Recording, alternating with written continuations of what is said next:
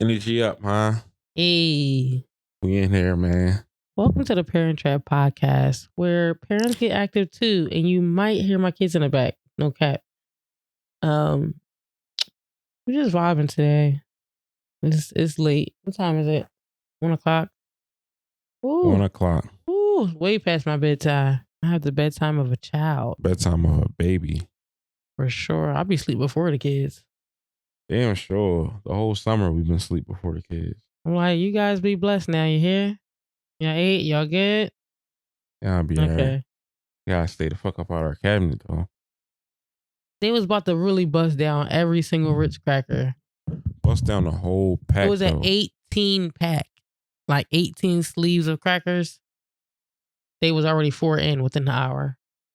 I'm Bust the like, whole joint bro. down. Just taking them back to the room. Just taking them back. Just throwing them back on a binge. Jordan be up till when I wake up. I wake up probably around like 7, 6, 7. She be up. Never been asleep. I'm like, okay, y'all taking this summer shit too far. You didn't used to get down like that? Hell no. I definitely did. No, not to that. Like, that's like extreme. That was like, I remember when I did do that one time, me and my cousins was drinking like, drinking coffee. Oh, I was about to say, y'all was turned at 10? No, we was like, we was about that 10. Yeah, we was like 10, 11 or something. And my grandma and my aunts and stuff, they didn't really care. Like, we was like, we're gonna drink some coffee. They was like, y'all ain't gonna like it. Mm-hmm. But then we used the like the coffee mate powder stuff, and it was like super sweet. So when you add that to it, it didn't really taste like the coffee we thought. So we was like, oh, this is good. We was bouncing off the wall. And we was just up. That's the time when we stayed up till like morning time, and then we crashed. I might have been outside at that age until midnight. I might have been outside. 10? No, like midnight type shit. No, I'm saying like at 10. 10 years old? Yeah, 10. Because I'm trying to think. The nights I used to stay out late, I went to Shaw Middle School. So I couldn't have been that old. So I'm trying to think. I couldn't have been that old. Can't remember how old I was, but I was outside. We used to ride our bikes. School? You're like wheelie our bikes. In summertime, yeah, not I'm saying middle school year. I'm saying middle school, you're like 12. Yeah, but we was all in the vicinity. It's like we wasn't like outside, like we outside everywhere. It was like, no, we was probably in a 2-block radius. Yeah. 2-block radius, no, outside hooping, outside wheeling bikes, just outside chilling. Niggas wasn't drinking, wasn't smoking no weed and no shit like that, no wild shit like that. But we might have been, I think I might have been outside. I couldn't even be on this. Night. I couldn't even be on this step past 9 p.m. Like, right. Absolutely not. I think that's just ain't nothing good happening. Might have been over if I definitely was over my friend's crib. We definitely stayed up playing the game type shit. Yeah, stay up playing the game. And it was like my mom didn't really care. My mom and my dad didn't really care if we stayed up late, like when there's no school and stuff like that. But I couldn't hang, so I'm late for me. When 10. we first moved down here, and your little brother and sister, did they stay up late? I think that's pretty normal. We're not tripping. Yeah, late, but like 1 o'clock. Like, oh, it's 1 o'clock. Oh my God. Oh, they a different breed. Baby. She don't go to sleep till about 10 o'clock a.m. Right. Like, yo, you ready to go to sleep? Like, just get up and beat. We doing the day. Then she wake up at 4 o'clock. We definitely did go see the 9:45 movie at Inside Out the other day. And I had to push through. We supporting this shit. I was up. Yeah. Inside Out rating 5, 10 out of 10, 5 out of 5, wherever you want to rate it. Oh, yeah. Oh, my goodness. That is probably the best animation cartoon that I've seen in a long time. As far as in storytelling. Yeah. Yeah. Concept. It was deep. Funny. Uh-huh. Yeah, that joint was deep. The way it described like the emotions, like especially like anxiety taking over. Yeah. That was like That was Oh a my plot twist. God. Yeah, I it didn't was even like, think it was gonna go like that. yeah, I wasn't thinking anxiety was going to take over. Like even when they said they introduced that emotion, Mm-hmm. I was just like, okay, like they introduced the emotion, not okay. What does this emotion like really do? Mm-hmm. You know, so it was like just seeing that how it take over your mind and just have you thinking all this You want to spoil type it? Want crazy. spoiler alert? No. I'll spoil that bitch. For everybody seeing anxiety take over that shit. She coming with the emotions.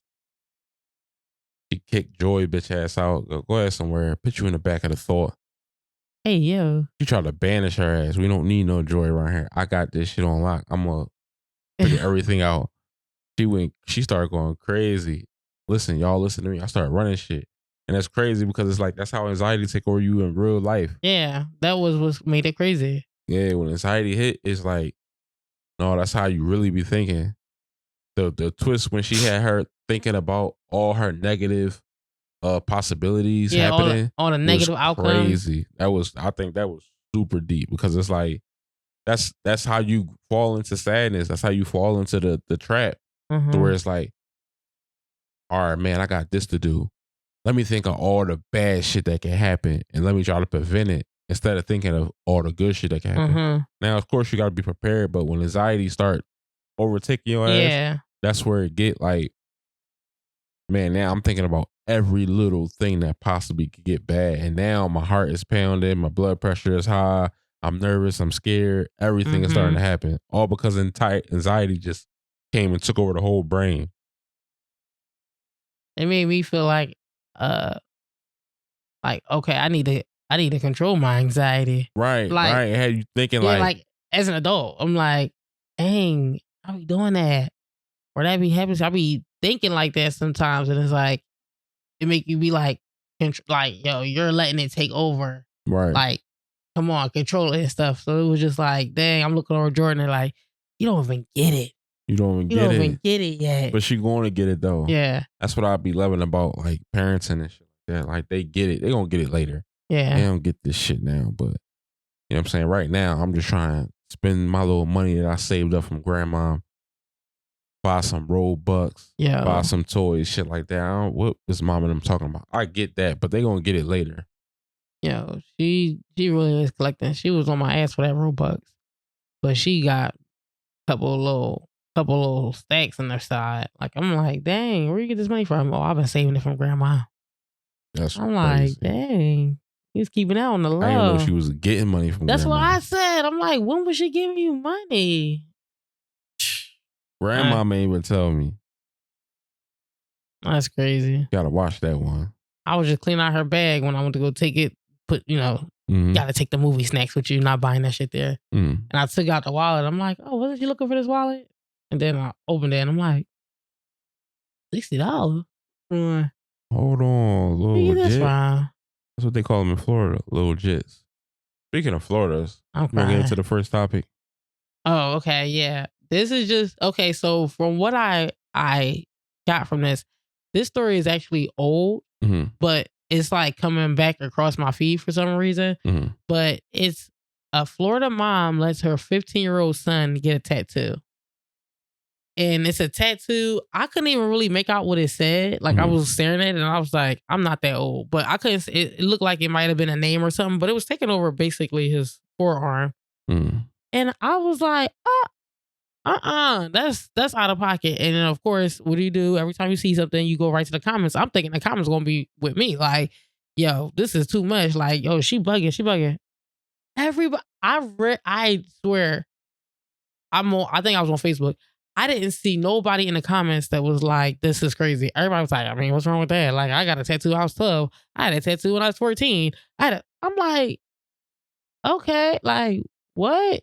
I was just flabbergasted because I'm like, I would never. I'm sorry. And everybody like, well, they just want to sneak around and do it. Do that then. It's a part of life. Yeah. I'll just be feeling like just taking your kids to go do things because you think that they're going to do it some other ways. Like, no, I'm sorry. In my younger days, I probably wouldn't have had no problem with it for us getting a tattoo with my 15-year-old son or some shit like that. But now that I'm older and I understand kind of how, appearance matters, it's like, nah, I'm not about to send you out here with no tattoo because I regret my tattoos.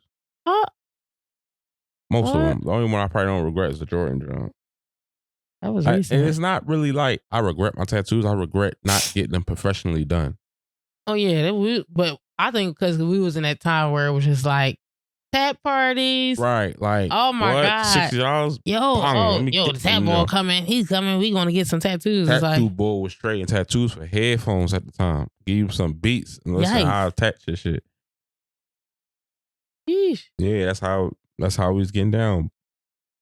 And so I could get why you probably was like, tattoo is a tattoo.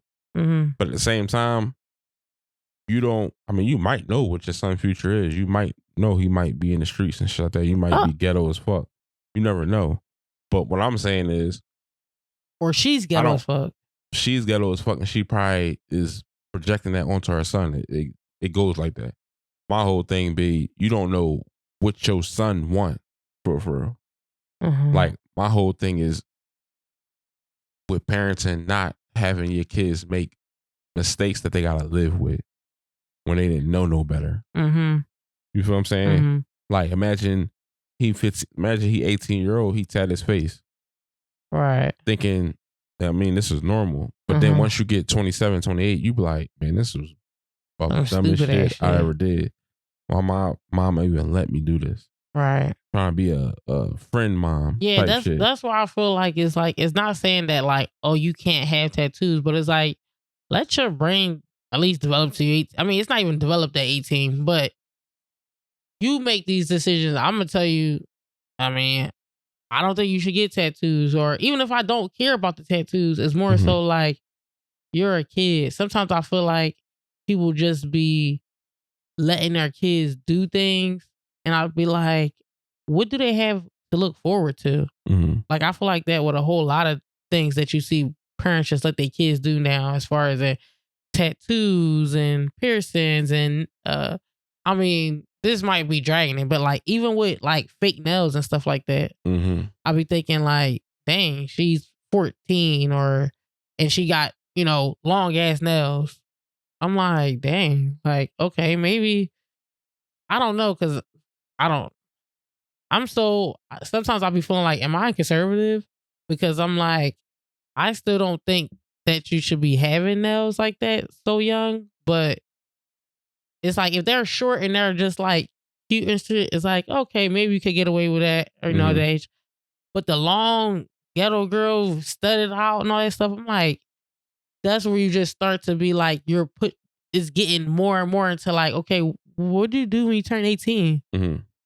You already dyed your hair, you already got piercings, you already got tattoos, you already get your nails done, probably already having sex.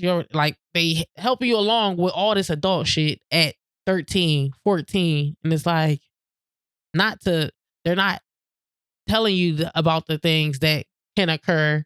They're like assisting you with it. I'm like, that's weird. Ain't no stay in a child's place. It's like, well, they gonna do it anyway. Oh, well, they gonna do it anyway, or you know what I'm saying? I don't want them to do it behind my back. It's like, let's try to instill values and how about you coach their ass into not doing it at all? Yeah, and being like, you sure? It's like, even me, I have a lot of tattoos. I don't have any like on my arms and stuff. I just only have them on like my back.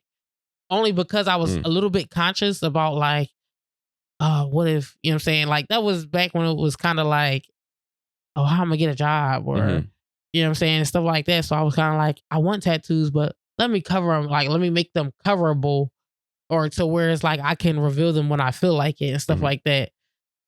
When I seen that big ass tattoo when he 15, I'm like, what the fuck? Like, that's like extra. And I know a lot of people in the comments were like, oh, well, I went with my kid and it was symbolic, or they got one that said, I love mom or something like that. I didn't care about that. And I'm like, they just inching you along. That's how ass. this shit start. That's how this shit start. And then all of a sudden they just doing whatever. So I'm just like, I don't know. I feel like it's just no boundaries sometimes with parents. And I think it just depends on your age too. Like, how old are you as a parent? Because parents are so young. I think that's just some internet go viral shit because none of my friends that I know that's parents is letting that shit go down. My cousin was just asking, like, yo, my 13-year-old just asked if she could get, well, she's 12. She's about to turn 13. She wants to get a nose piercing for her 13th birthday. It's cool for them to ask. And it's cool for the shut I'm going to shut you down, right? I'm like, are you crazy? That sounds wild. Like, am I tripping? And everybody like, no, you're not tripping. Like, that's crazy. Like, nose piercing and stuff. But if he would have talked to the parents in these comments I seen, they would have been like, if she wants it, it's just a piercing and stuff. I'm like, I think it's a little bit more than that. Like, you know what I'm saying? I think it's social media too. But them, right. They always kind of wanted it. I don't really want to get into the Dwayne Wade shit because he just the shit to the whole extreme. As far as letting his kids do whatever. He let his kids do whatever because that's what he wants to do. That's just I'm gonna leave it alone. But that's what he want to do. He letting that shit go because when I was looking at that video of him talking about, okay, so Dwayne Wade talking about he's gonna start a nail polish line. Why? He like expression and this and that. What are you expressing? Clock it, okay? What are you talking about? And that's why I'm just like, no, you're so cool with your son or daughter doing that because you like, dang, I wish I could have just popped out like that. I wish I could have just popped out like that. Yeah. So now it's like you're taking it to another level. You don't need that type of bond with your daughter, G. That's where her mom is for. I'm not even like sometimes I feel like, okay, I could get if you want to, let's say hypothetically, the mom is not around. You want to bond with your daughter. You can paint nails or whatever and stuff like that. Why do you gotta paint your nails? Let's say even if you do paint your nails, why are you leaving out the house with it and being like this? Like, you see my nails? You see it? Like, what the fuck is you talking about? That's something you just did with your kids in the house. Like, I feel like you're telling us something, and Gabby knows something, and I'm gonna just leave it alone. I'm gonna leave it alone. That nigga done lost his legacy, nigga. That nigga was the second best two guard in the motherfucking league, man. It's fucking me up even talking about this shit. I told you I didn't even want to talk about this shit. But that shit was crazy. He was the second, but you know what that means? The second best two guard in the league. That's ahead of the likes of Vince Carter. At one point in time, niggas like Allen Iverson. Who else was in the league at that time? Stephon Marbury. All those guards. Dwayne Wade was better than them niggas. It's like it's Kobe then it's Wade. And he out here painting his nose. It was Kobe, Ron, then Wade.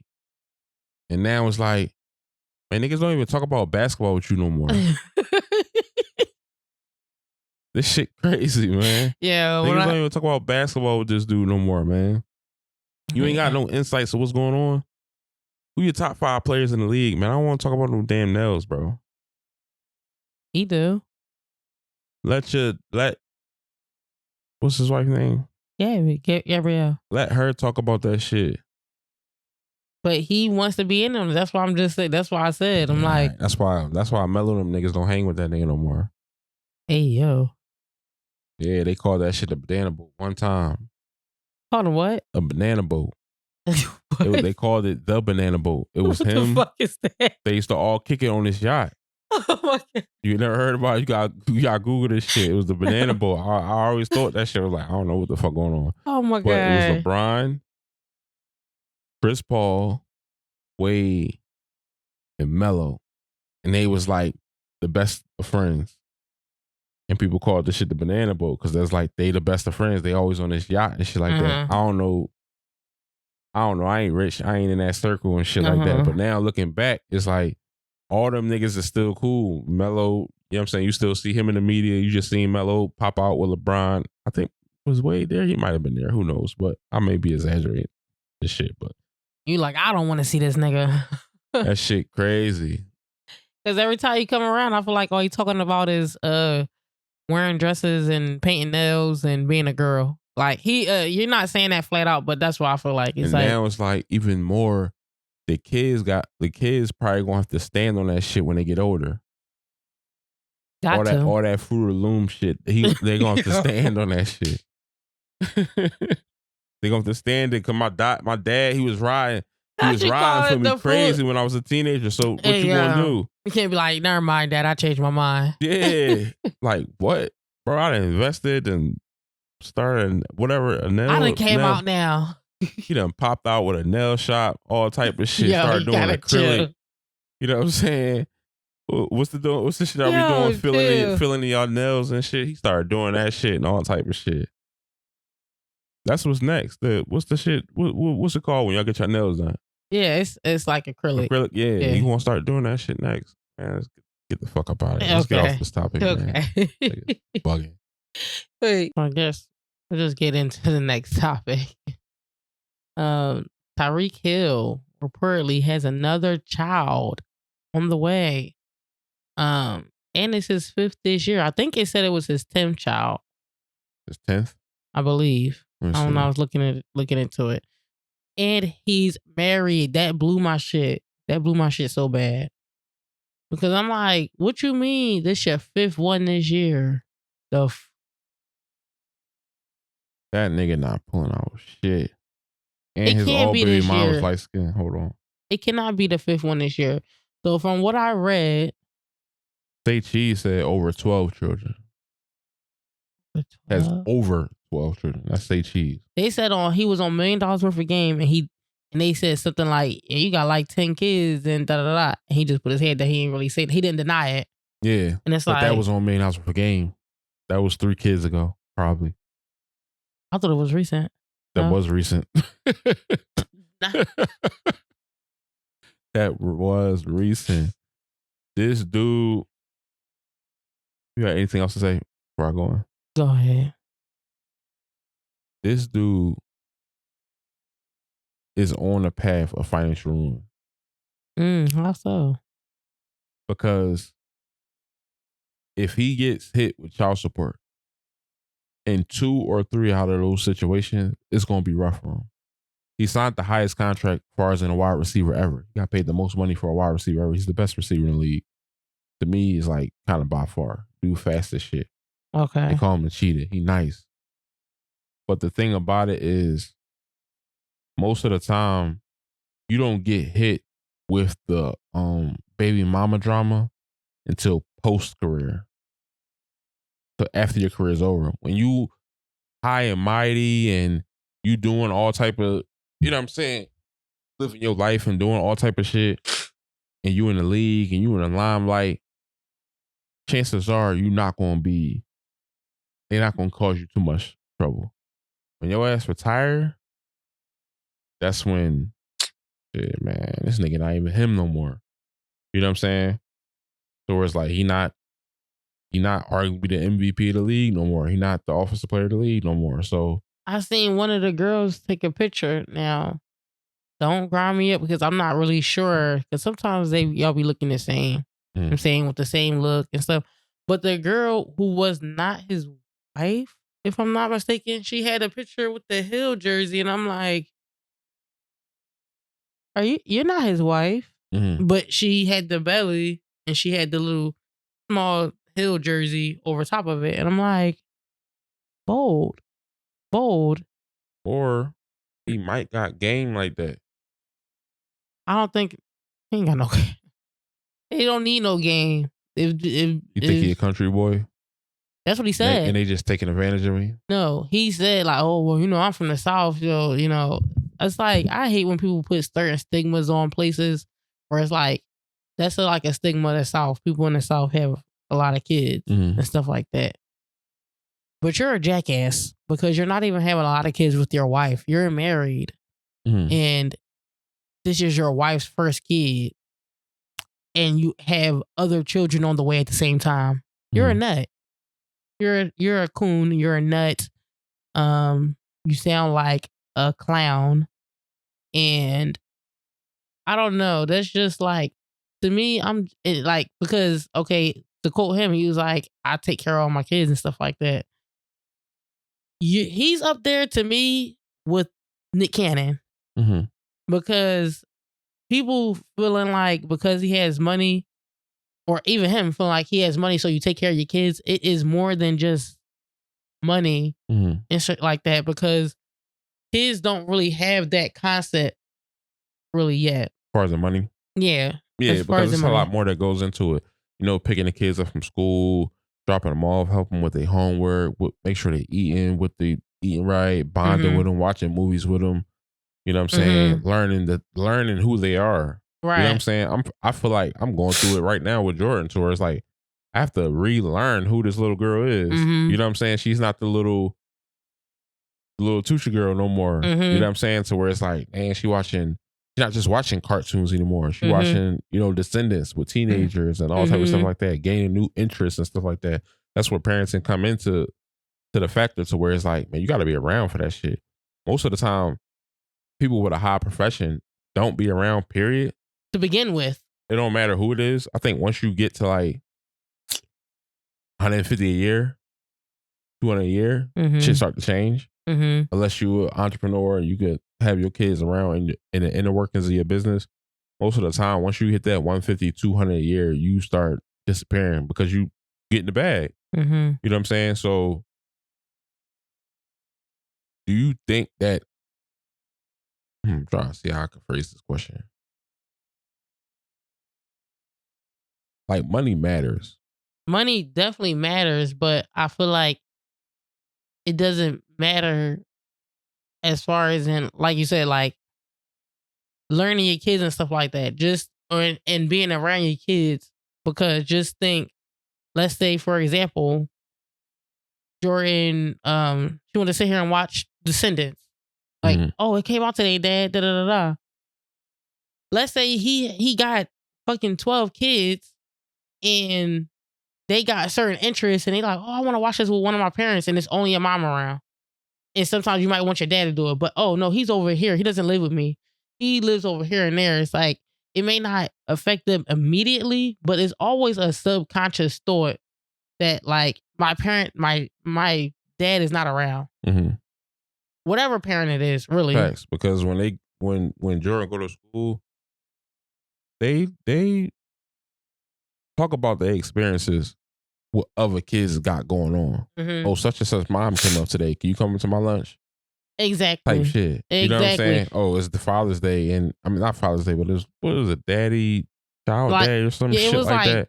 Bring your dad for Muffins Day or some random shit. Yeah. But some of that shit don't be mattering. White people don't be in their motherfucking kids' lives neither. Because when we went to that goddamn class party, I was the only dad in that bitch with a bunch of white students.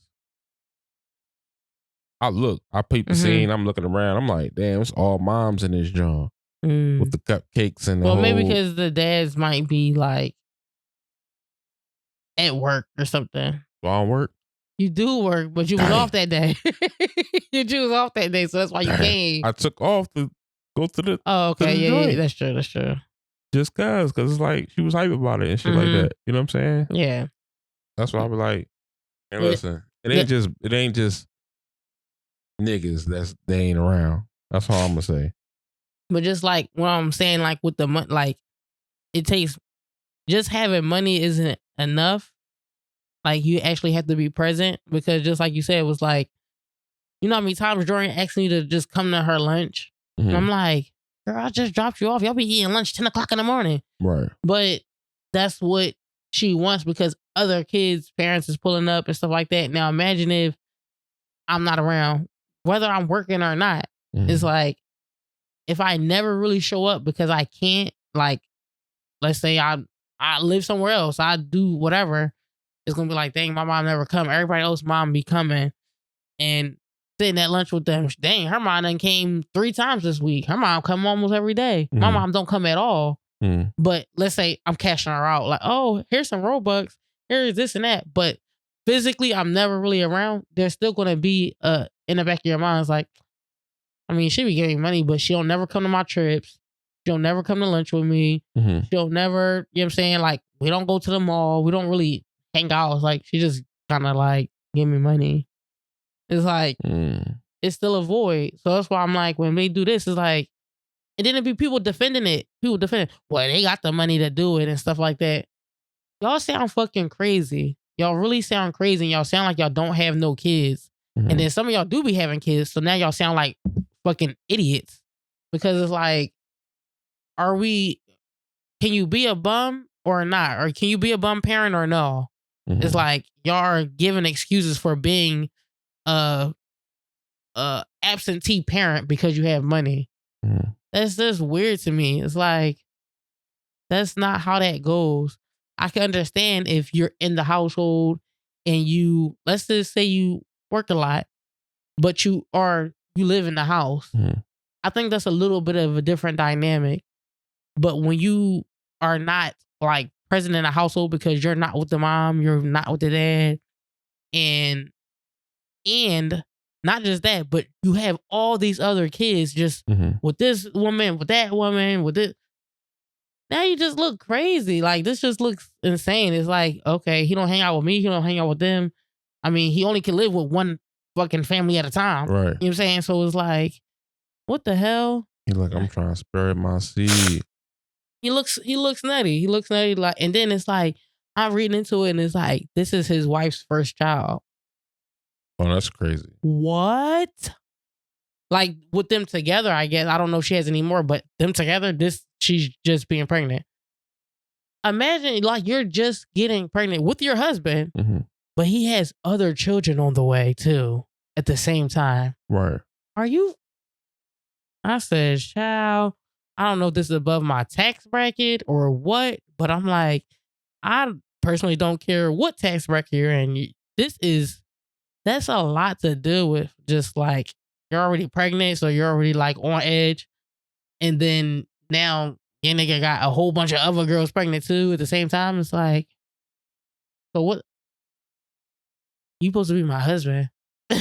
This is weird as fuck. Like, this is weird as fuck. He trying to figure out, he probably trying to figure out a game plan to get out of child support already. Cause the thing about it, what? He making millions in the NBA. Or not NBA, the NFL. He making millions in the NFL. But the twist about it is he go crazy on the stream too. He one of them YouTuber niggas too, on some Cam Newton type shit too. So I already know he about to get documents ordered to where it be like, I don't know how that shit go, but it's like, I don't make that much money. I don't make that much. I'm a streamer. I ain't making that much. All that money get reinvested. That shit is in trust funds and all type of shit like that. I ain't got no money. That's how I feel like you gotta carry it. If not, all this $1 million contracts and shit like that, that shit ain't about to be worth it. You about to hand that shit over to people you don't even know. Even though they're your kids, you probably ain't gonna know them. But he's saying that I be with my kids. I take care of my kids and stuff. You can say whatever you want. It's impossible. That's what I be saying. Only 24 hours a day. 24 hours a day and you got 12 kids. They only get 2 hours apiece and you can't sleep. It's only 24 hours a day in a day and you're a professional athlete. I'm not talking to the average Joe. I'm not talking to the person that got a job and can actually make time for kids. You have allocated time to being a professional, to be at that level, to be as good as you are, the best wide receiver in the league, to be as good as you are. That takes a certain amount of time and dedication that's allocated to that. There is no way that you could possibly allocate that time. You know what I'm saying? Okay. Ain't no way. So I'm like, you just making broken homes and think that it's cool, really. That's what I'll be thinking. I think that about him, Nick Cannon, or everybody that just run around and just do that type of shit is like, it's one thing to like, I mean, I guess it is accidental for him, but it's like, I be thinking, is it really though? Once you get to like, let's just say, once you get the child 8, at this point in time, it's not accidental. You just experiment. It ain't like damn, I pulled out too late. For the 9th time, for the 10th time, for the 11th time, for the 12th time. Nah. Yikes. It's intentional. Maybe he's not the one being preyed on. As far as in like women, because he got money, maybe he's the one preying on women. I mean, there do be stories like that. That shit be happening. It be happening. You know, I watch a lot of SVU where it be like, you be thinking the girls be preying on him because he got money, but it'd be the other way around. Yeah, I seen a story about that where it was like this guy was going around and he just basically I know. Actually, I think it was like a story where a doctor was doing it, where he was like, they were doing artificial insemination, and he was inseminating with his own sperm. I'm like, what? So every time the doctor shit, you said, yeah. I remember that. And he had like hundreds of kids or some shit like kids, that. Yeah, I remember that. And they just like, it's like, why would you do that? And it's like they think they're getting random shit, but it's like he's doing it, and it's just like, imagine if they're not doctors, but now they're just like, you know what? All these girls like me. Like, I'm gonna see how many kids I can have. Like, it sounds twisted, but niggas be twisted like that. It sounds twisted until you realize he wasn't that nigga when he was younger. He only that nigga because he play a sport now. Yeah. Now it's like, I'm gonna knock all y'all bitches up. He's like, oh, now y'all want me. Let me. Hey, yo. You out of order. Complex drops the hip hop media power rankings. Bam, bam, bam. Okay. 2024. Everybody don't really get too hype about these power rankings. I want to make these power rankings one day. I don't really care to make them. What if it comes with money though? Not like directly from them, but it could come with sponsorships, exposure. Complex is a big, media platform. Okay. You feel what I'm saying? Yeah. It's kind of like you get put on the radar or shit that you wasn't on the radar for. Okay. You know what I'm saying? Like, just think, if we popped out on this bitch, let's say we hacked the damn website, right? Hacked their website, put our picture up there and shit like that, wrote a little article on us. Dang, and I'm number 6. Yeah. Hey. Next thing you know it, brands, all type of shit gonna start reaching out to us like, oh, we trying to, you know what I'm saying, promote, sponsor, this, that, and the third, because you co-sign. I didn't think about it like that. You know what I'm saying? I think it's I don't know, because we're not there yet, but at the same time, if it do entitles more exposure and more potential earnings, I would be a little bit excited for it. Okay, I could understand that. I see. Let's go through it rapid real quick. Number 25, Gabe P. He's featured on the Radar. I don't watch On the Radar at all. I just know when Meek came in, Diddy bopping. I know what Cassie was like, cause my gun gay. Oh yeah, my gun got a dick. You only hit niggas now cause my gun gay. He out of order. Ashawn Jawad featured on Kids Takeover. Next. Don't know that one. Don't know that. Jason Lee, Hollywood Unlocked with Jason Lee. Yeah, I'm at 23. 23. He should be higher than that. Let's keep going.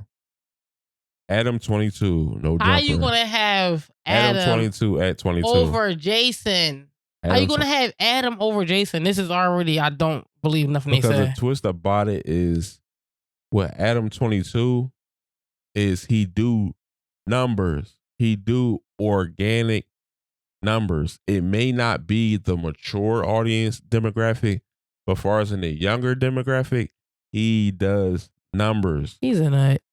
You may say that, but it's a lot of people that love him. He should be, if he gotta be on this. His demo is 24 and under. 24 and under, love No Jumper. They love all the game beef. They love all the bullshit. It's like Jerry Springer. All undeveloped brains. Okay. Imagine if Jerry Springer was doing all that bullshit, but doing it with celebrities. That's Adam 22, basically. Oh my God. Yes. Van Lathan, I checked a couple of shit out. You know what I'm saying? He be making some good points. Featured on Higher Learning. I seen him on something else. I ain't seen him on Higher Learning, but I think I seen him on I forgot that white boy name. He on here too. Trap Lord Ross. I remember him because I watched the King Von Rap's first serial killer documentary. It was called what? King Von's Rap's first serial killer documentary. I meant to watch that. I watched that. He was the one behind that. Oh, he got 1.2 million on YouTube. And the thing about it is, I need to watch that. Twist about it is, I don't like people going off of accomplishments that they started like 10 years ago, if that makes any sense. Like, if you're the power rankings, it's like power rankings is what's good of today, not your history. Okay. Like, as far as in the NBA power rankings, it's like you don't get your power ranking based on you won a championship last year. If you come out and you buns this year, you're not on the power rankings. Or you average or something like that this year. Like, for in the NFL, like week 1, it's probably going to be based off of all season trades, signings, draft, and what you did at the end of the year. Okay, boom. After about week 3, all that shit resets. Whoever is good is good. Whoever ain't. Okay. If you was number 1 in the power rankings to start week 1 because you won a Super Bowl, you had a good draft on off season, you start off 0-3, you're not in the top 10 power rankings no more. Okay, I can get. You know what I'm saying? Okay, so when they saying these rankings, you're these like, rankings is I be feeling like it's based off of your history. How long you been doing it for? No, who was hot last year? Who was hot? If this is based off of 2024, who was the hottest platforms up until July of 2024? That's how you should base it. That would make it more organic. That would make it more interesting. Because you see a lot of the same. I seen it from last year. You see a lot of the same names. So that's what a power ranking is. It's what have you done for me lately? It's not a legacy act. Okay. You know what I'm saying? Okay, moving along. Nadeska Alexia. Alexia? Like Alexis, I mean. Alexis. Stupid.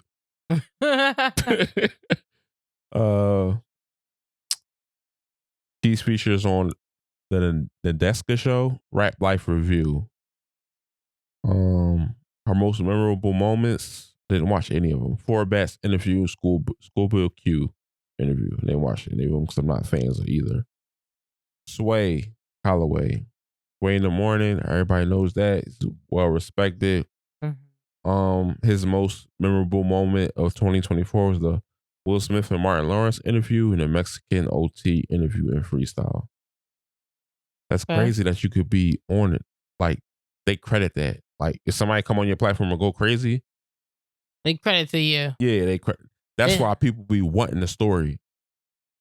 That's why people be wanting to take whatever be like. For example, Jaguar, right? It's like when that Diddy shit was going on, I bet she had people banging at her door to get that take because that take.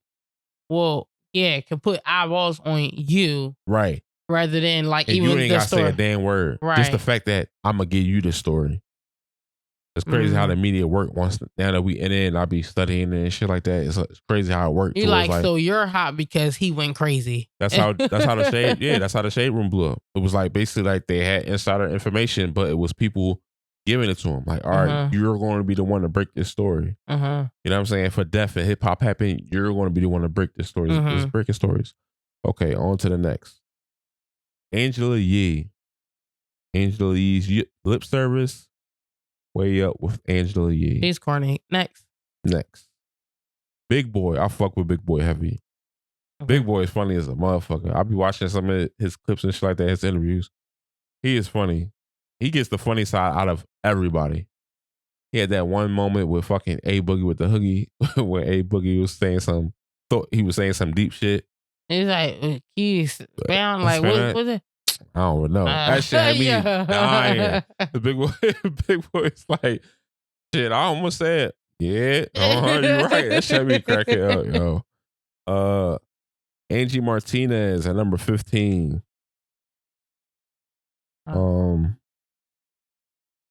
Most memorable moments, Doja Cat interview, didn't watch that. Jeezy interview, I watched that. That was all right. A Gorilla interview. Bootleg Kev, that's the white boy I was talking about. Bootleg Kev, that's the nigga that what's that rapper name that walked out of his interview? I can't remember, but I know. STG. Yeah, it's up here. STG walkout interview. Yeah, that was a memorable moment. Wow. Where he was asking about all type of shit, aliens and all type of shit like that. He's like, bro, what the fuck you got me on this bitch for? Rory and Maul at 13. They made a comeback. What was that? I don't know what they were last year. They weren't ranked last year. Ooh. They got last year's ranking up here too. I should have said that from the beginning, but I did. They weren't ranked last year because they were buns last year. But I told you. That was when they was holding the mics. Yeah, but when Joe jumped on their ass, pause. Joe jumped on their ass, told their ass about their studio and shit like that. It's crazy because after Joe's critique of them not being on the shit and why, you know what I'm saying? They fixed it. They fixed it. Shout out to them for fixing it and getting it right. Because I listen to them again now, and they be on point. Okay. Lil Yachty and Mitch, a Safe Place podcast. I told you should listen to that. Okay, let me just write this down because there's so many podcasts that I'll just be like, I'm gonna send you the list, and I'm gonna tell you which one you can listen to. Okay, all right. That's all I do. I don't really listen to music no more. I listen literally to podcasts. I will listen to music on the way to work, but when I get to work, it's like I don't know. I done heard all this music, so I kind of want like almost like somebody next to me to be like talking. You know what I'm saying? But I don't want to talk back. Right. So I want to listen to a podcast. But, all I really listen to is Joe. And I started listening. I listened to Fanita. I sent you some recommendations. You got to listen to them. My thing is with podcasting is that I'm obsessed with information and not music anymore. Now that I'm older. Right. So a lot of the times I don't be liking some of the podcasts or like, for example, I would never watch Adam 22 really because I don't really get into that type of music. Like, I don't get into like all he interviews. That really type like of information. That type of information. I don't care. So it's like, man, I'll be picking through it. I don't really like a lot of, what is it called? Like sappy, let's talk about our feelings podcast. I don't really care about them. I kind of want that shit. I like that. It reminds me of like I love B Simone, but I couldn't really grasp her and Megan's podcast together when they were doing it because it was like a lot. Oh, seriously me out. You seriously me out. Yes, I'm like, oh my gosh, I'm at work. Y'all trying to make me cry or like, I don't fucking know. You seriously me out. I'm serious enough in real life. In real life. When I come to the damn internet for podcasts, sometimes if I'm not trying to learn no shit, I just want to be entertained. Let me know what's going on. Have a conversation without me talking back. That's it. Don't serious me out. I was serioused out when we got the goddamn $350 water bill. Okay. That's a serious conversation. Okay. I ain't about to turn the internet. That's how you get high blood pressure. That's how you get anxiety. If you don't know nothing about anxiety, you need to go watch Inside Out. If you have anxiety problems, go watch Inside Out. It's going to break the shit down for you about how the shit ain't that serious, G. Okay. Moving along. Coming in at number 11, Nori, Drink Champs. The most memorable moments in the past year was Benzino's interview and Ludacris. I didn't watch either. Me neither. I haven't really been watching Nori at all. I feel like Benzino be lying. Why? Ludacris, I'm gonna watch that interview though. I didn't know that he interviewed. Me neither. Ludacris. I didn't know that. I don't know what's going on with the algorithm and marketing and shit, but I didn't even know he interviewed Ludacris. But I'm gonna check that out because I fuck with Ludacris. He top 5 out of Atlanta for me. Next, Nardwuar DeViet. That's what he's featured on. I guess that's the interviews he be doing. Most memorable moments of last year was Tyler, the Creator, Ice Spice, and Laser Dim 700. Now, that might be a legacy act because I feel like Nardwuar's really good though. His style of interview is kind of different and shit like that. I used to watch him back in the mixtape era and shit like that. Coming in at number 9, Gillian Wallow. Shout out to Philly. Period. Philly and his bitch. $1 million worth of game. Known for comedic banter and honest conversations. Most memorable. Come on, I just say something. Most memorable moments was Young Boy, which was a terrible interview. I didn't see that one. Terrible interview. What was terrible about it? You couldn't understand what Young Boy was saying. Oh, I think I seen a piece of it, and he was like, "Yeah, you couldn't." I'm saying this. That was that complex. Get your shit together. They had a lot better moments than that. Cardi B interview. It was solid. Solid. But I fuck with Gillian Wallow as content creators. Yeah. Wallow. For sure. I don't see how you can hate Wallow. If you don't like Wallow, I'll be feeling like it's something wrong with you. Jaguar was saying coming at Wallow. And I was like, Jag. Yeah. Jag. Yeah. Come on, she gotta relax. Yeah. Because Wallow's like, he's the Black Gary Vee to me. Always positivity is always. I be thinking that people who don't like Wallow probably got the short end of the stick on the business side behind the scenes when it came to Gillian Wallow, but that don't make him a bad person. That makes him a good businessman. Okay, yes. That's how I look at Wallow. Well, people that look at him wrong, it's like, damn, you should have took care of this person. Damn, you should have took care of that person. Then you supposed to do this, and that. It's like you can't take care of everybody. And at the same time, you do got to handle business. So if motherfucking he stopped breaking bread with you, I don't feel like he a terrible person for that. How y'all going to tell this person who been in jail for 20 years what he should be doing for other niggas? Shut the fuck up. Facts. The fuck you doing for yourself? Facts. You want to tell him when he get out, you need to take care of every single body. Facts. You niggas been out this whole time, and now when I get out, I'm supposed to, you know what I'm saying, hold it down for the whole hood and the whole family and shit like that. Are you crazy? Facts. Like, don't talk to Uncle Wallow like that. Facts. Side conversation. Where do you rank Wallow as like a Philly legend? Top 5? Top five. I was trying to think of Philly legends like right off the top of my head, but definitely top 5 for me. He passed Freeway, Beans. No, they for me, because I'm not very when I think of okay, Beans is up here on Philly legends.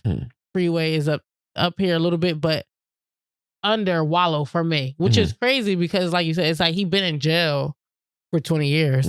But he it's came like out he came out and started fucking feet to the streets like crazy. And it's like that just, to me, I'll be like, seeing somebody do that really puts in perspective.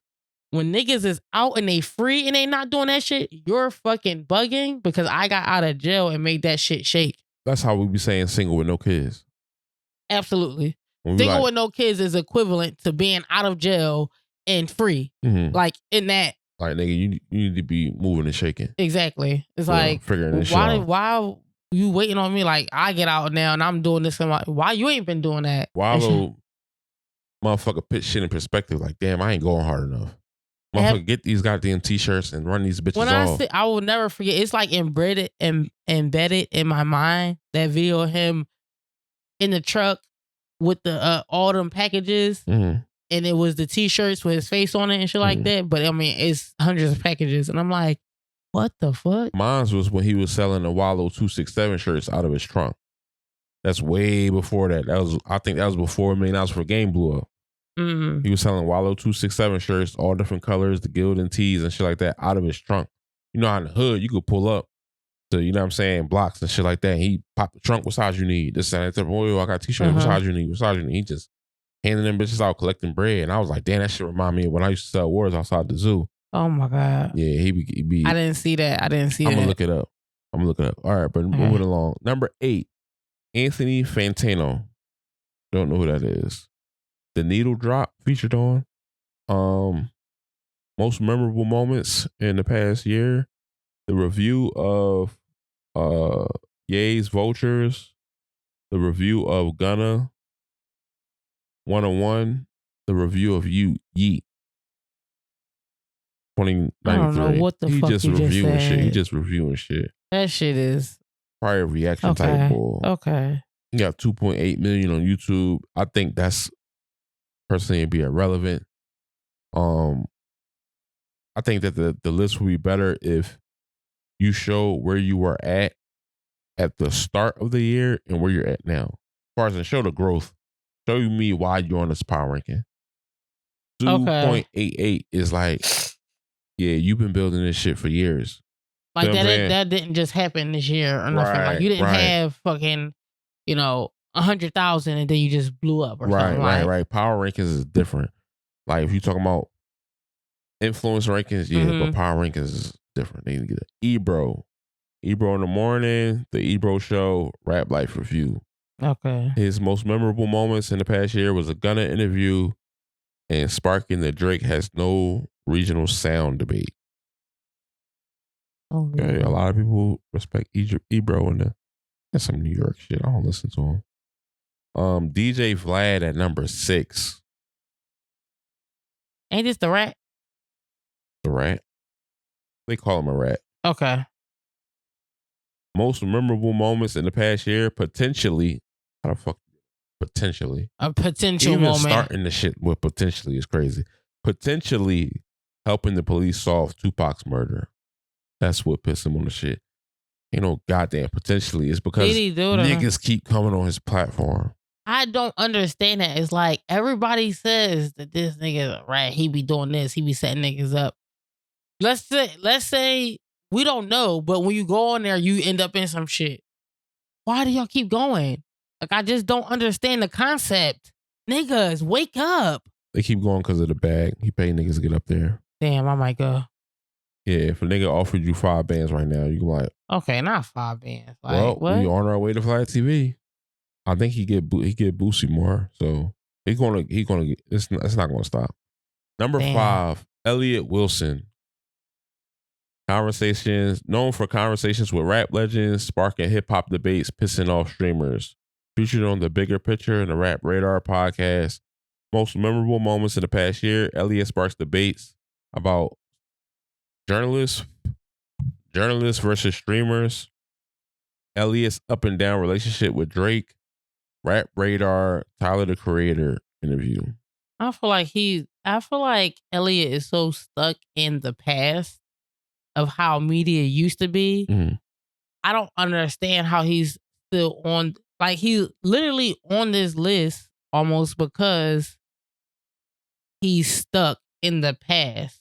If that makes sense. It's like, that's what I was saying at the beginning of the shit, where I was like, it's not based off of your career. It's based off of what do you do today. But you don't think it's a place for that in today's media? A place for what? The way old school journalism. The newspaper. You want to be in a newspaper? Like, that's kind of what he gives. It's like, so I understand people going to school and or not, whatever. But when you came up in a certain era and journalism was like, you know, I'm asking tough questions, like, almost like a Diane Sawyer type shit. What does that mean? Like Diane Sawyer, Oprah, like the way their interview style was, it's like that's what he gives. Like, that's what he believes journalism still should be. And it's like, I understand where he's coming from, but that's not what it is no more. So I almost feel like when stuff comes out and people are getting what he feels like he should be getting, he hates on them. True. I think so too. He do be hating on the streamers and shit like that. He hates on them and be like, why would they go there? Why they do this? Because this is what people are paying attention to. That's just like, if you was the best, like, just think it was like when you used to watch old movies, or like, I'm thinking like shit like Spider-Man and shit. When people were known for their journalism and how they wrote and they portray stuff, it's like, because the newspaper was big. I know how to write. I know how to convey this story and to make people read this thing. It's like, now we're not doing that. We're not reading newspapers. We're not really picking up magazines and stuff. We're watching streamers. We're watching podcasts. We're doing all that.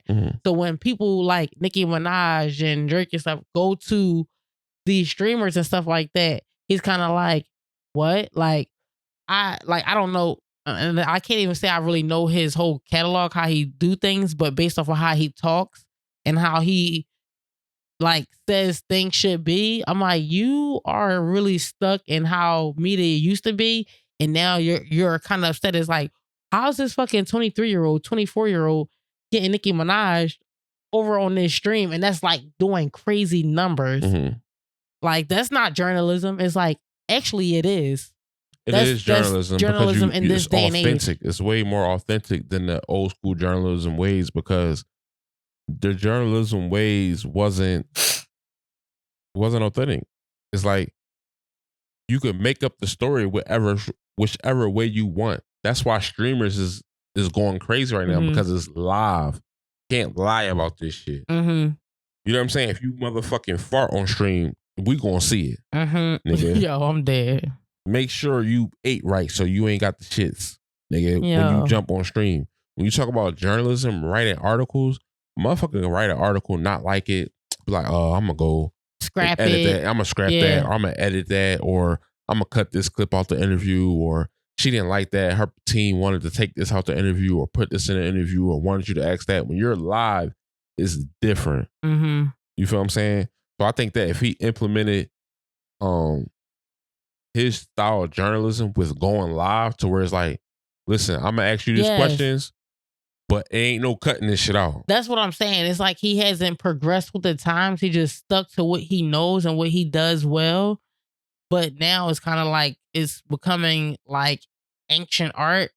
Mm-hmm. And so now when people are just, like I said, hopping on the streams, hopping on the podcast, it's like, I don't know if does he have a podcast? Yeah, it's called Rap Radar. Everybody say it's boring. But you know what I think it is? I think it's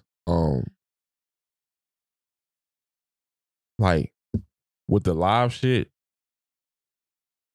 the audience has looked at social media as it being so fabricated.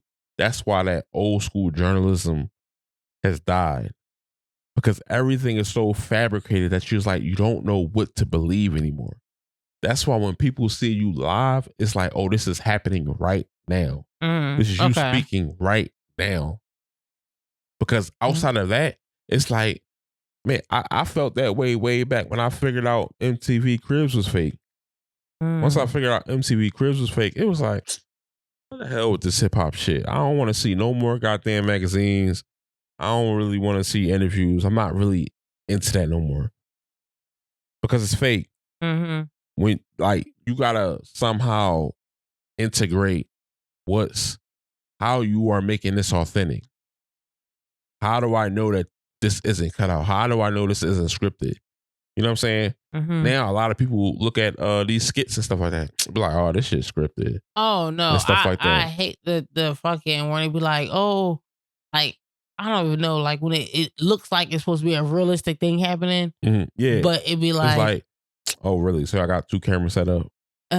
It's fake. Exactly. You It know be what I'm like, saying? so it's a camera across the street and the camera right here, and it's like And she don't see it. you know, like the ones where it be like the girl ignore the guy or whatever, and Right. then or vice versa, but then when they come back, the person look good, or Right. they hop in the Tesla or whatever type of car. Yeah. It's like, what the fuck? That's the whole thing. To where it's like, man, maybe your journalism is wrong. All right, moving on. Number 4, Charlemagne the God. He gonna stay up there. The Breakfast Club and the Brilliant Idiots. Known for sensational fuck that up. Known for a sensational commentary, asking provocative questions, and his Donkey of the Day segment. Most memorable moments in the past year being sampled by Future and Metro Boomin. Charlemagne breaking down the beef. They said Charlemagne breaking down the beef. It's like, what beef, nigga? What beef? I'm about to say, huh? The Drake and Kendrick. That's just That's the the beef. only way. The beef. The beef. Okay.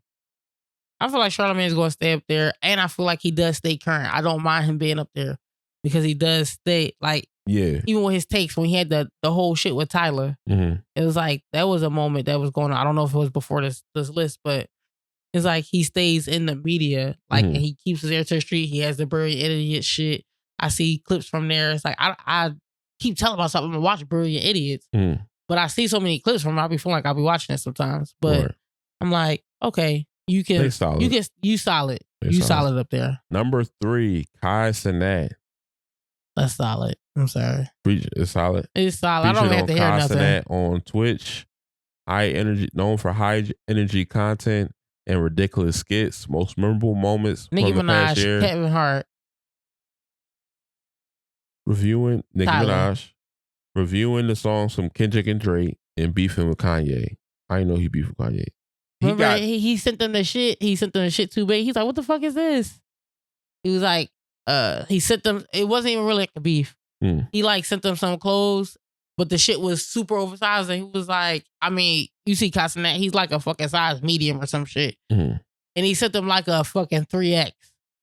And he was like, what the fuck? But I didn't know that they would consider that a beef. I didn't see that, but he's solid. He is funny as fuck. He's solid. He is funny as fuck. And the fact that he do all this shit live make it even crazier. That Kevin Hart shit, that's a memorable moment. Hilarious. Kevin Hart and Drewski. Hilarious. Offset. I don't know if that the time was in the time for those rankings and stuff like that. Nicki Minaj. Tyler. Tyler. We friends though. Yeah, he got mad shit. That dude. People underestimate how hard it is to improv.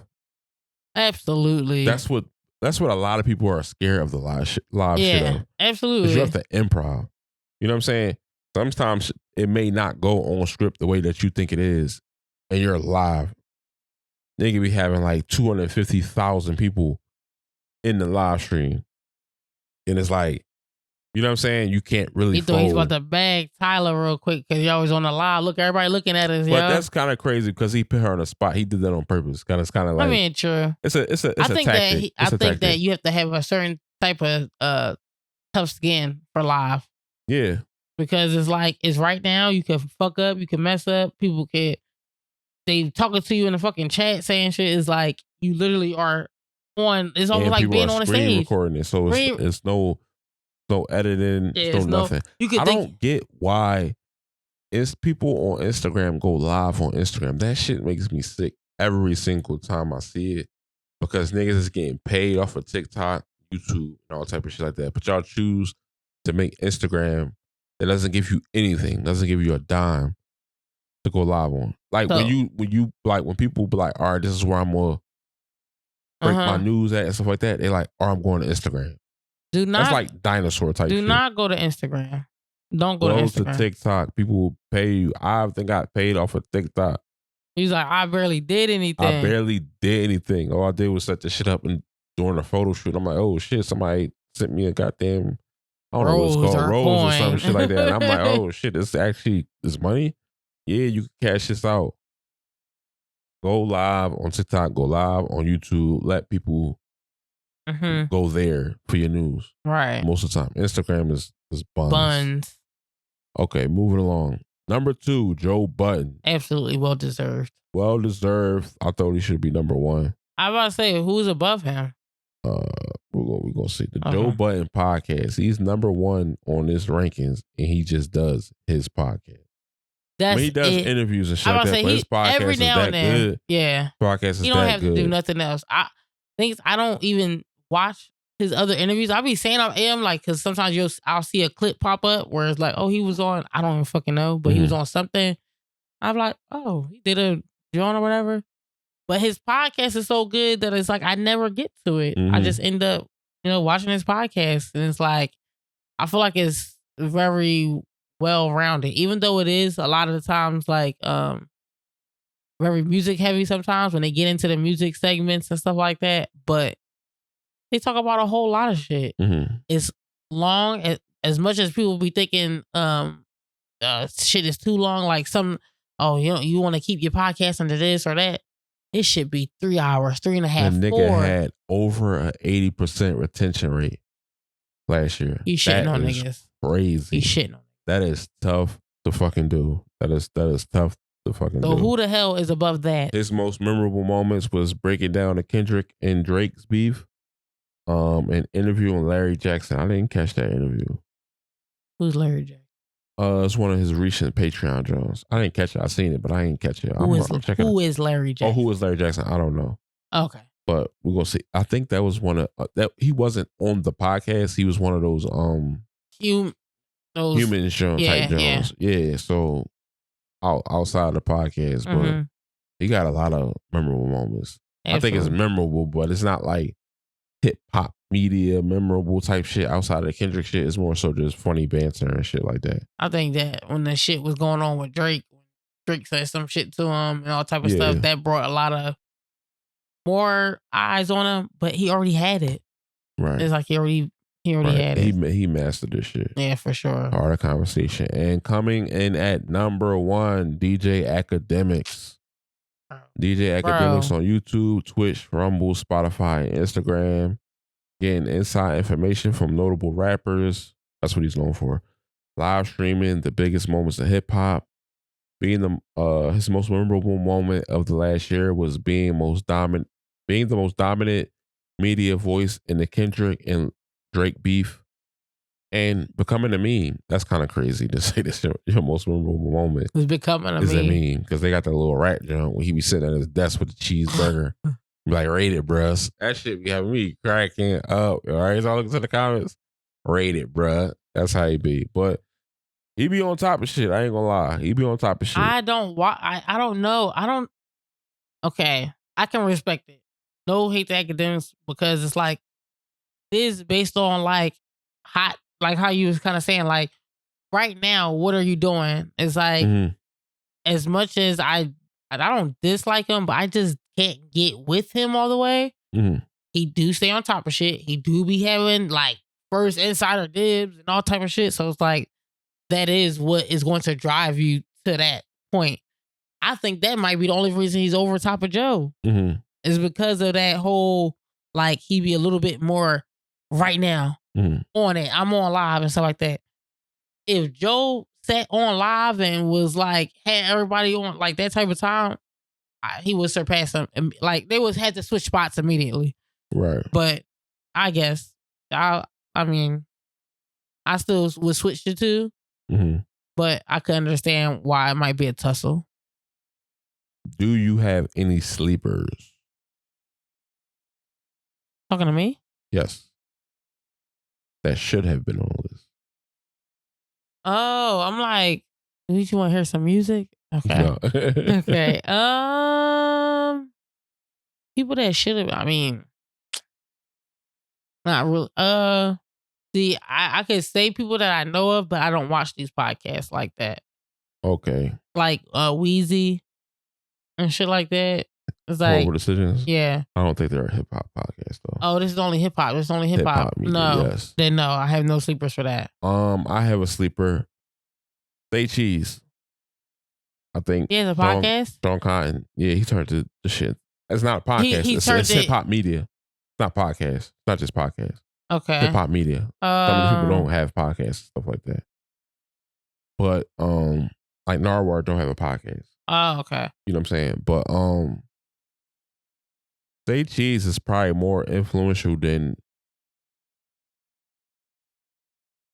I forgot 25 of the people on this list. I forgot about. Okay, so if you're saying that, yeah, probably more influential than 25 of the people that's on this list. I would put him at number. He top 10. Up what I say, kids in the back, in the back. I got him as top 5. Maybe I was trying to. The top 10, top 5. Yeah, I couldn't remember who was all the way on the top 10. Brush on top of my head. That's why I was like, I know he's in top 10 in my mind. If I go to look for hip hop news, I do go to Say Cheese. Yeah, Sean Cotton. Oh, absolutely should be in there. Do I got any other sleepers? Let me see who else I'll be listening to. As far as in hip hop. Talk about hip hop. I think that really is it. I think that's really it as far as in hip hop. It's a lot of notable. It's a lot of news and noteworthy. I'm not sure if Talk Heavy is hip hop. No, not really hip hop. No, you know what I'm saying. So, I want to do a podcast. If we might do it the next time, like top 10, like left on pods or something like that. Okay, some podcasts that go like are another noteworthy Johns 85 South. That's a comedy John, but they have a lot of hip hop motherfuckers on there, but they don't really do news for us. So I guess Big Facts out of Atlanta, they dope. I think that's about it. As far as in hip hop, there's a lot of other podcasts out there that I listen to. But I'm gonna make my top 10 podcast list, and it's gonna be podcasts that are not mainstream. Poor Minds, they're funny as hell. Poor Minds, Petty Pie, stuff like that. I'm gonna try and throw it around. Okay, I'm gonna do that. And that's it. That's all I got. That's all. I don't have nothing else. Nothing else. We're gonna close like that.